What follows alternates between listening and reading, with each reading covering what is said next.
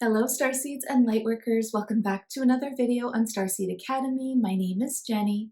So today I want to talk with you about are we our guides?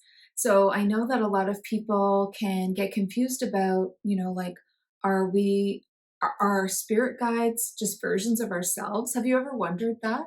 I've definitely wondered that, and I've definitely been asked that question as well. So I want to talk about that today.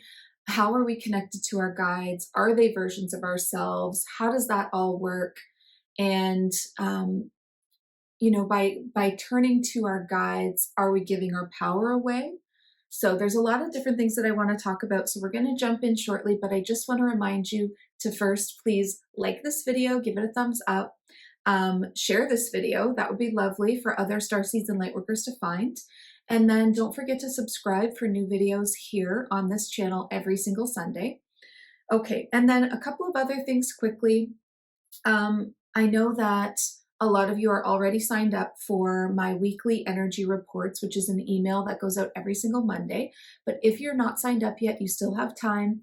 It'll be coming out tomorrow on Monday, and they are really, really potent, powerful channeled messages that are all for starseeds about the energy that's happening currently on the planet, the collective energy, how it's affecting you, like really beautiful stuff. So make sure that you subscribe to that free, it's totally free, but really just very specifically written for you. So it's going to be so helpful. So make sure to subscribe to that. And the link for that is below. Okay, so let's jump into are we our guides? What do you think? And you can pop into the comments below what you think in advance if you'd like. So I actually have a diagram today because it is a complicated question, actually. It's not a simple yes or no answer. So I'm going to use a bit of a diagram for you. So I do want to hold it and point to it, but if it's too far away, I'll zoom in. So I'll do my best to hold this really still so that I can zoom in for you. Okay, so the first thing that I want to talk about is the very first bubble here is God source, right? We're going to talk about how consciousness gets streamlined down into a focal point of who you are. Okay, so you are a piece of God's source. Okay, you just are. And you can't, there's no denying that we start at God's source. So whatever word you like for that, it could be Father, Mother, God, the Great Spirit, the universe, just straight up God or source. I like to call God source Baba, which to me means grandfather spirit or grandmother spirit. And that's because it's really important to have a personal relationship with God source. And when you take away some of these titles, it makes them more personal. So I do recommend thinking of a name or even a little cute nickname like what I've done to kind of create a relationship between you and God source. And it will actually really, it's just enrich your life in a lot of ways, lots of ways. Okay, so let's talk about how the consciousness of God source gets streamlined down to you, okay? And the way that it travels. So we're going to start here with the big guy or the big girl, Baba, Father, Mother, God, okay? This is source. And then when we move down, we get into an oversoul. Now these are large oversouls. These would be what I would call collective oversouls. They're almost like mini gods. And they go across like this. For my diagram, picture it like a family tree. And these are branches going down. So the streamlined consciousness moves down into these mini gods, which are oversouls. They are more individualized than the God source, which is all things. And they start to have a little bit more of an individual focus, but not really I wouldn't say necessarily like a personality yet, I don't think. So here we are at these mini gods. Then they branch down to what these bubbles are here are individual oversouls. So your individual oversoul comes from a collective oversoul, which comes from God's source, and it's all consciousness being streamlined down. What's inside your individual oversoul? Your soul tribe, your soul family. What's inside your soul tribe and your soul family? Your guides, your spirit team, your parents, your best friends, your siblings, your romantic partners. Like, that's all a part of your soul family. These are people that you incarnate with time and time again while you're trying to clear up karma, learn lessons from each other. Now, can your soul tribe change? Absolutely. I've seen people outgrow maybe abusive parents or narcissistic siblings or whatever the case may be. You can outgrow your soul tribe and no longer incarnate with those souls once there's nothing left to teach. It's kind of like a relationship. You know how, like, I mean, if you're a starseed, you know this, how your relationships, like romantic relationships, or maybe even friendships, they start to fizzle out over time when there's nothing left to teach or learn from each other, because we thrive on that as starseeds. So if your soul tribe has nothing left to teach you or nothing left to learn from you, you will no longer have them, like, you will no longer incarnate with them anymore. Now, for me, I'm thinking that that could be even very multidimensional though, because you could say you have nothing left to learn from one of your parents, but they are still working with your sibling and so are you. So you might be part of the same soul tribe, but you won't incarnate with them anymore or no longer like closely. Anyway, so who's in the soul tribe? Yes, your guides, because this video is about soul, your spirit guides. So yes, they are here in this individual oversoul. And then the streamlined consciousness goes down one more to you. And here you are, a focal point of God source, a very specific focal point of consciousness. And it's been streamlined all the way down to you. And that means it's gone through a lot of filters before it gets to you. And that's where things like ancestral traumas and old, like, limiting beliefs or baggage or things that really aren't even yours can end up inside of you, because the consciousness, like water, pours down through all these jugs and it's being filtered every time. Now, you'll notice I have across the bottom here that these are simultaneous parallel versions of you. You are living parallel lifetimes going across parallel, not so much vertical, okay? And the ones that are going across are like versions of you in different timelines. Every time you make a new decision, a new timeline is created.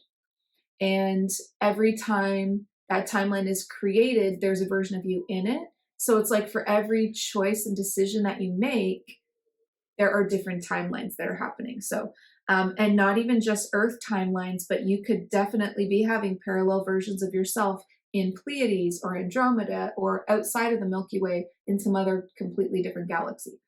Okay, so this whole system is what I would call the funnel of God, where it starts up here as the most potent consciousness, like just the most powerful, the most of it, like the ocean. Okay, so this is the ocean of consciousness. And as it filters down, by the time it gets to you, it's an individual wave in the ocean. So your life is like a wave. It has a starting point, and then it ebbs for a while, or it flows for a while, or you can see it for a while. It has an individual expression, and then it fades back into the all, which is the ocean. So your life is like a wave in an ocean. It has an expression and then it goes back. Okay. So the question here is, okay, are we our guides? I mean, you might already see the answer here, but here's the answer, is that when you follow God consciousness back up, not only are we our guides, but we are the oversoul. This is an oversoul. And we are the mini God collective oversoul. And of course, we are a part of God's source. So yes, we are our guides, but we are also everyone in our soul tribe, our family, our friends, our partners. We are all like, we are all expressions of the same God source, of the same pure consciousness. We are all working with the same batteries, which is life force from God source. We are all working with the same consciousness, which is awareness from God source. So your self-awareness is really the key to enlightenment, but it is the same awareness that is happening up here, here, here, here. So the really interesting thing is that when you become self-aware, it doesn't feel differently in you than it does in another person. Self-awareness feels the same in everyone, which is kind of amazing because we think we're these real like individuals, and we are. We're all individual expressions that are so unique, and different personalities and everything like that. But self-awareness, enlightened moments feel the same no matter what. So we are this wave in the ocean. So, okay, so let's talk about awareness for a second. I had a note written down here about Kundalini awareness is an enlightened moment. So, Kundalini, if you've had a Kundalini rising, it can last a couple of days. I've heard some people saying it can last longer, but it can also last just a minute, just a moment. And they're all different, but they all feel the same. I've had a Kundalini, my very first one was in 2012, December of 2012. And I had this incredibly powerful awakening that happened. I've had Kundalini moments since then, or you could just call them moments of enlightenment. Kundalini and enlightenment are the same to me. It's extreme, extreme awareness, like the clarity and the awareness. So basically, when I had my Kundalini awakening, it was like waking up in every part of this tree, on every branch. It was like remembering being here, here, and here. Remembering being me, remembering being the oversoul and everyone within that, including my guides and family and partners and friends. Remembering being the mini God of the collective oversoul, and remembering being God's source. I actually felt like the entire universe in that moment. And it was like this mind-blowing thing. I do have a video where I tried to explain what that felt like. And that video is called, what is it called? I think it's called Enlightenment, What Does It Feel Like? I'm pretty sure that's what it's called, which is very self-explanatory. So if you want to find that, you can just search in Google Starseed Academy Enlightenment, and it should pull it up. Because it was like a whole video just to describe the Kundalini awakening and what that felt like and what I went through. So the answer to the question, are we our guides, is yes, but we are also separate from them in this version of ourselves. It is like having pieces of your own mind, awareness, consciousness kind of scattered this way as parallel versions of yourself, and this way going up the tree of God source, which goes to your individual oversoul and your soul family and soul tribe, up to the collective oversoul, up to God source. Now, I understand that that is a super simplified version. I am very sure that there are a lot more layers than that. But just to give you an idea, there's probably like so many layers on the way down to you from God's source, many more than 4, which is what I had written out just for simplicity's sake. But that kind of gives you an idea of how it works. So yes, you are absolutely, you are, if you are all things, then of course you're your guides. However, in this expression of me as Jenny, I am experiencing myself as separate. So my guides are separate from me.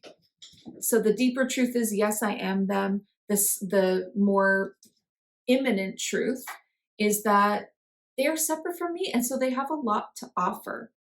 So when people are asking the question, do we give our power away to our guides? The reason why I wanted to talk about that is because I've seen in the spiritual community people almost condemning talking to your guides and saying like, you're giving your power away. You know, anyone that's still asking their guides or communicating with their guides is in the old paradigm. It's time to move on and recognize your own truth.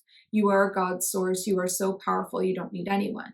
And it's like, okay, that is true in a sense. However, why not utilize, what's wrong with utilizing different vantage points? If I understand that this is all me, but I have my consciousness scattered above me, across in all these parallel lives, why would I only ever want to communicate with like myself? Because as soon as you even say, oh, I'm talking to my higher self, you're already going above yourself somewhere, right? You have a higher human self, a higher angelic self, many different versions of you that you could call your higher self. So do we give our power away to our guides by working with them? I don't think so at all. In fact, I think that's really silly to say that you shouldn't be utilizing all of the many versions of you to gain information. If I have a Pleiadian version of me or a Pleiadian guide, why would I not ask them what's going on in the Pleiades? Can you see a different vantage of Earth? You obviously have a higher perspective of Earth. You're obviously in a different frequency too. I live in a 3D world, which is moving through 4D, which will end up in 5D. And I can be as high as up to 60 here while I'm on Earth. But if I've got a guide that's angelic, or if I've got a guide that's Arcturian and they're in like 11th, 12th, even higher dimensions, and I can talk to them, hello channeling, then why would I not do that? Like, it's not, I don't feel like that's giving my power away at all. I feel like that's calling my power to me by utilizing all of these guides and versions of me. I think that the only thing then would be to remember not to ever put yourself below or think of yourself as less than, right? Because a lot of people do almost like worship their guides as being so much more important than them or smarter than them or more experienced than them. Yes, they have a higher perspective because they are above Earth, most likely, although we can have guides in our same frequency or lower. But if you're talking about simplicity's sake, most of your guides that you would want to talk to would be above you. So yeah, they have a higher perspective. That doesn't mean that they have more wisdom or more experience. In fact, the opposite actually might be true. Because if you've seen my video, A Soul's Journey Through the Universe, you know that we start up at the top. You know, once we individuate from God's source, we are like very likely in the angelic realms. And we slowly, our journey is a circle. We slowly make our way down, descending through the dimensions to come all the way down to Earth, which is the third dimension. It takes time. You can't go from God's source straight to 3D. You have to very slowly work your way down through the angelic realms, then, you know, the ascended master realms of the 11th dimension, and the Arcturians and the mantis beings of the 10th dimension, and the 9th dimensional beings, all the way down to the third dimension. And some people go even lower. And in that video, I described why you might want to do that and why it's important. So that just to say, if your guides, if you're talking to an angelic guide or a 9th dimensional unicorn guide, if they haven't gotten as far as you have on their soul journey, and here you are down in 3D, and you're probably going to start the ascension back upwards to close the loop, then they actually might have less experience than you, and you actually might have more wisdom because you have like had this incredible experience on the way down through descension, which is just as important in half the journey as ascension is the other half of the journey. They're both so equally important. So just to say, don't put yourself below your guides. Don't make yourself less than. Yes, you can turn to them for things that maybe you can't access. You know, like I turn to my Andromedan guide, Lily, for healing a lot because she is in this like incredible high frequency. And if I'm living in a 3D world trying to maintain a high vibration, that's powerful. Why would I not turn to her for healing? Or like I said, turning to a council of light. Like I like to talk to the Galactic Federation of Light or even the Council for Humanity, which is a part of that, to gain a deeper understanding of what truly is going on here on Earth. Because if I'm in the storm, in it, like being inside of a tornado, you can only see the chaos. And sometimes you need somebody above to give you like a more simplified explanation of what's going on. But that doesn't mean that your information and vantage point is less important or powerful or potent. So hopefully that makes sense. I hope the diagram helped. Yes, we are our guides because we are God source itself. Like we are all things. We are the wave in an ocean. We are a part of the ocean, just having an individual expression right now. Please let me know if you have any questions about spirit guides, spirit team, soul family, OverSouls. I have a video on OverSouls. I have a video on what enlightenment feels like. And I have a video on the soul's journey through the universe, which explains the cycle that we go through. But if there's something else, like, you know, a video on spirit guides or spirit teams or certain questions that you'd like me to answer, I love getting video requests. I always want to know what you want to know more about, because I've got so many videos, as you know, on this channel, that sometimes I'm like, what haven't I covered? Like, what haven't I talked about yet? But there's a lot to talk about. And I'm always, just like you guys, I'm always learning and expanding and have new perspectives and truths and aha moments to share. So, yeah, so I just love coming on here and discussing this kinds of stuff with you. I know it's really complex, but hopefully I've simplified it a little bit, so that it's good to simplify things so that everybody can grasp the general understanding, and then you can go from there into more complicated questions. But hopefully that was a good understanding of that. Okay, so thank you so much for being here. If you're still here at the end of the video, thank you so much. I just want to quickly touch on one more thing, actually. Um, so when people say, are we giving our power away by communicating with our guides and our team? And I say, I think it's a power move, like to utilize all these vantage points of my own consciousness in my guides, in higher beings, in God source itself, in all things. How do I do that? I do that through channeling. And channeling is a divine gift that we all have access to, because we all have the psychic centers installed in our light bodies. So in your chakra systems, you hold the keys or the codes for clairvoyance in your third eye, clairaudience in your ear chakras, which are above your physical ear, claircognizance in your crown chakra, and clairsentience in the heart or in the solar plexus, depending on the individual. You have these psychic centers built in, and when you clean them up and connect them, they need to be connected to the pineal gland, which is deep inside the center of your brain, to be interpreted by your human brain. If you're in the human, you need to use the human brain.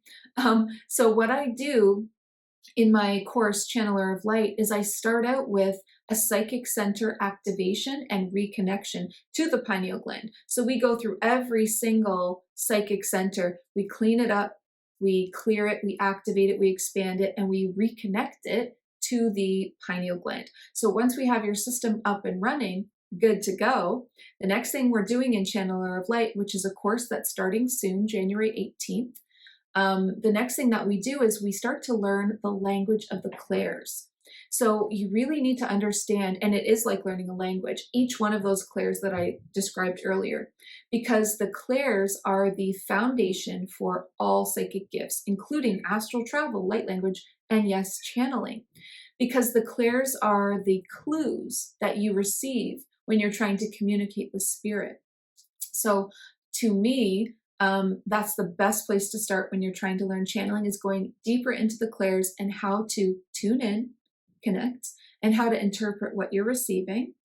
And then once we've learned that, then we're going right into learning channeling. And again, this is Channeler of Light, a channeling course that starts January 18th for everyone, from beginners to professionals. So the next thing that we would be learning is written channeling, like automatic writing, which is so cool.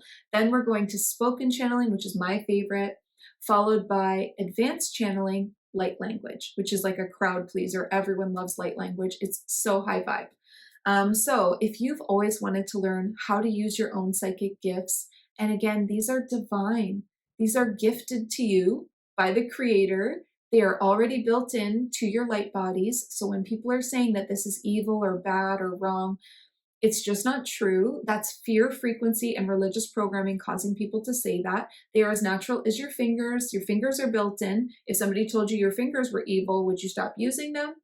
That would be silly and would make your life really difficult.